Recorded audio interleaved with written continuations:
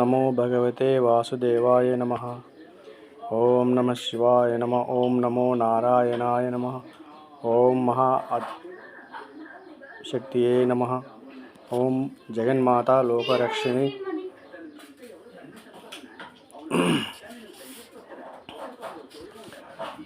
శ్రీకృష్ణ భగవంతుడు భగవద్గీతల నుంచి ఒక శ్లోకం తీసుకుందాం మనము. సన్యాసస్తు మహాబాహో దుఃఖమాప్తుమాయోగత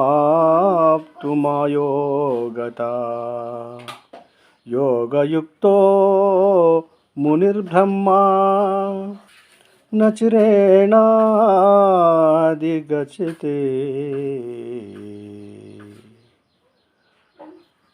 ఇక్కడ తు అనే పదానికి అయితే మహాభావం అనగా ఓ మహానుభవ, అయోగ్యత కర్మయోగమును అనుష్ఠింపక సన్యాసము శరీరేంద్రియ మనస్సుల ద్వారా జరుగు కర్మలన్నింటియు ఎందును కర్తృత్వము త్యాజించుట పొందుట కష్టము.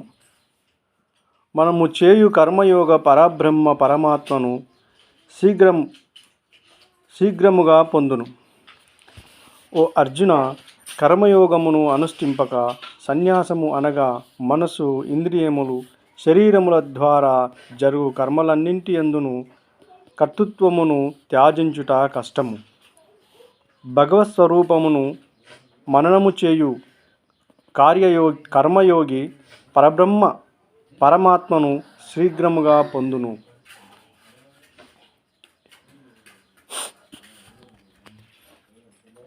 కర్మలు అనుసరించి కాలాన్ని నడిపిస్తూ తన కర్మానుసారం భగవంతును స్మరించుటచే భగవంతుడు శీఘ్రముగా అనుగ్రహించునుంట. అట్లాగే సన్యాసం తీసుకోవడము బ్రహ్మచార్యం తీసుకోవడము అనే కాకుండా సన్మార్గాన్ని నడుస్తూ ఆ స్వామి యొక్క స్మరణ చేస్తూ ఉంటే ఆయన శీఘ్రంగా అనుగ్రహిస్తునని భగవద్గీతల శ్లోకం ద్వారా తెలియపరచినది. ఓం నమో భగవతే వాసుదేవాయ నమః.